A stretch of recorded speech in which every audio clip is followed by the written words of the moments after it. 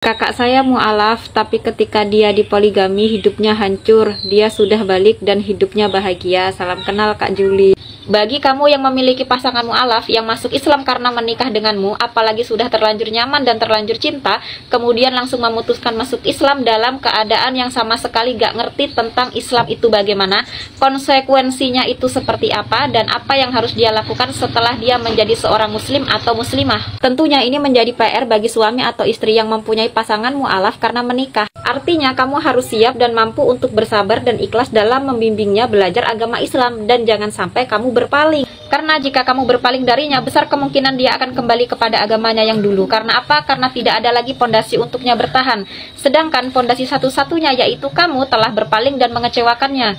Kecuali dia benar-benar memahami bahwa apa yang dia alami merupakan salah satu ujian dari Allah untuk menguatkan keimanannya sebagai seorang mu'alaf. Maka dari itu, jika kamu berbeda agama dengan pasanganmu dan kamu ingin memutuskan untuk masuk Islam agar bisa menikah dan hidup bersama pasanganmu, alangkah baiknya kamu belajar tentang Islam terlebih dahulu. Cari tahu tentang Islam dan apa yang harus kamu lakukan ketika nanti kamu sudah menjadi seorang muslim atau muslimah. Pelajari betul-betul tentang Islam dan mu'alaflah kamu karena kamu mencintai agama Islam, bukan hanya sekedar kamu mencintai hambanya, agar jika suatu saat nanti kamu dikecewakan oleh hambanya, kamu tidak meninggalkan agamanya. Karena kita nggak tahu kedepannya ujian apa yang akan kita hadapi, bisa jadi ujian itu dari pasangan kita sendiri.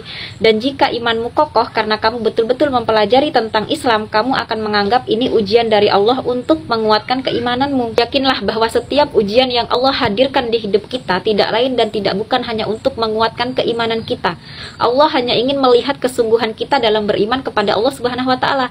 Apakah dengan berbagai ujian yang Allah berikan kepada kita, kita semakin istiqomah atau malah menjauh dari Allah dan meninggalkan agama Islam? Al-Ankabut ayat 2. Apakah manusia mengira bahwa mereka akan dibiarkan begitu saja hanya dengan mengatakan kami telah beriman sementara tidak diuji?